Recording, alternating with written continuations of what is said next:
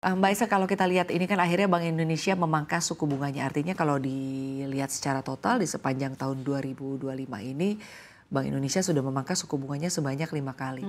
Nah, menurut Mbak Isa sendiri sebetulnya ada urgensi apa ya untuk di pemangkasan suku bunga kali ini yang dijadikan pertimbangan oleh Bank Indonesia untuk memangkas suku bunganya?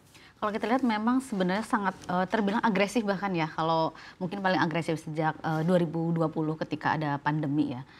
Saat itu kan juga BI sangat agresif, tapi pada saat itu kan memang kepentingannya agak beda ya. Kalau sebenarnya di awal pemangkasan Bank Indonesia itu memang ada kebutuhan untuk mendongkrak pertumbuhan ya. Kalau kita ingat di kuartal 1 itu kan pertumbuhannya 4,97% kalau tidak salah. Itu ada upaya, memang perlu upaya untuk mendongkrak pertumbuhan karena kita lihat pas itu daya beli melemah, kredit perbankan juga terus melandai.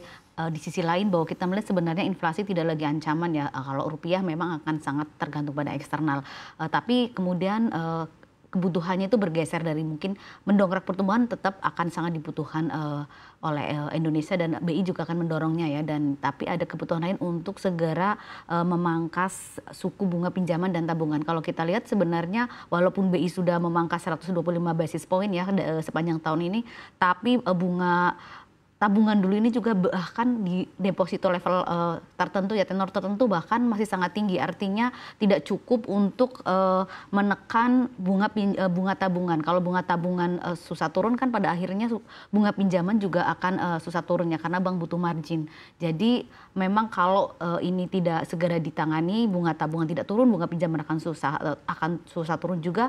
Kredit itu juga akan sulit juga ya, karena mungkin masih mahal ya. Dan ini kita ingat sebelum pengumuman kemarin pemerintah kan ada upaya lumayan agresif untuk menaruh dana salnya mereka yang semula di BI di Bank Himbara untuk juga menekan dari bunga tabungan perang bunga. Kita lihat ya memang ada perang bunga dan semoga itu memicu kredit juga. Jadi memang ini upaya untuk menekan bunga tabungan dan bunga pinjaman ini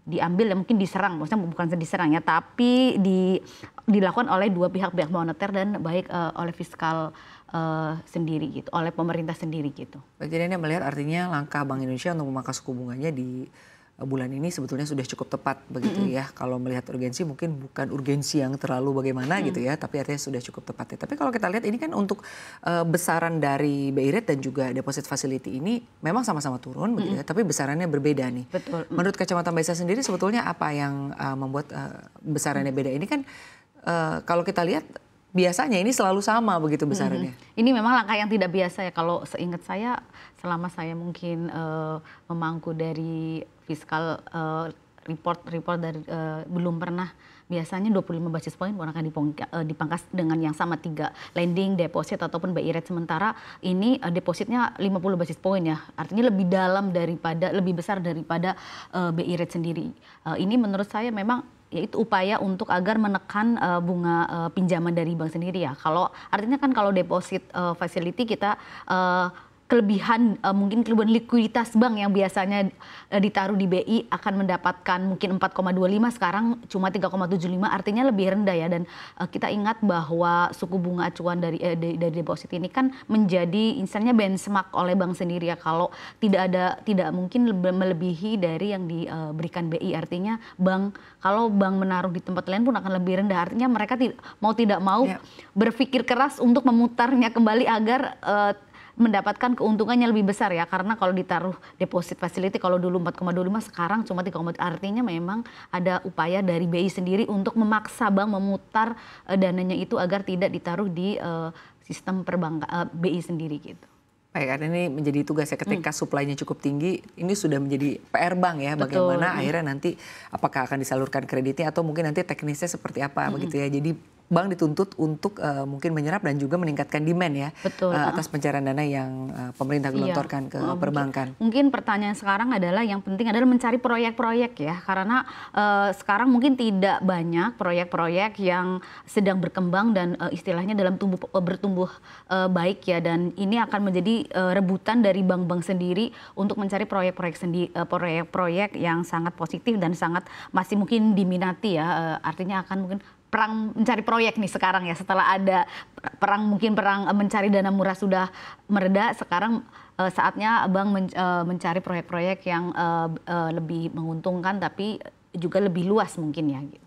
Baik, lalu selanjutnya Mbak Esa, kalau kita lihat kan The Fed akhirnya memangkas suku bunganya ya di tahun ini setelah begitu banyak pertimbangan begitu. Artinya ini sesuai juga dengan konsensus dan juga proyeksi pasar bahwa akhirnya The Fed akan memangkas suku bunganya di FOMC meeting kali ini ya.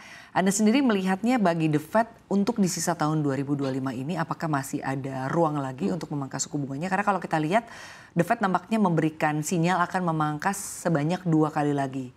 Tapi kan seperti biasa The Fed selalu memberikan sinyal, pada kenyataannya mungkin tidak sesuai dengan harapan para pelaku pasar. Nah, seperti apa Mbak Esa melihat ini? Kalau dilihat dari dot plotnya memang ada isyarat ya untuk memangkas 2 kali tahun ini, dua lagi, artinya di Oktober sama Desember ketika pertemuan FOMC mungkin akan dilakukan. Mungkin yang membuat pasar dan publik kecewa itu untuk 2026 ya, karena sebelumnya pelaku pasar itu memperkirakan akan 3 kali pemangkasan. Ternyata kemungkinan mungkin dari indikasi yang ada di dokumen dot plot sendiri sepertinya akan sekali. Ini yang kemudian membuat indeks dolar menguat ya. Kita lihat ketika setelah ada upaya pengumuman pemangkasan sebenarnya indeks dolar tuh jatuh cukup dalam, tapi kemudian ketika preskon dan dot plotnya keluar, indeks dolar justru menguat lagi. Ini yang juga membuat mata uang rupiah mungkin agak goyang ya, dan tidak hanya rupiah, sebenarnya mata uang Asia pun goyang karena Jerome Powell sendiri mengatakan ini pemangkasan yang berbasis manajemen resiko, artinya pelonggarannya mungkin tidak akan seagresif sebelumnya dan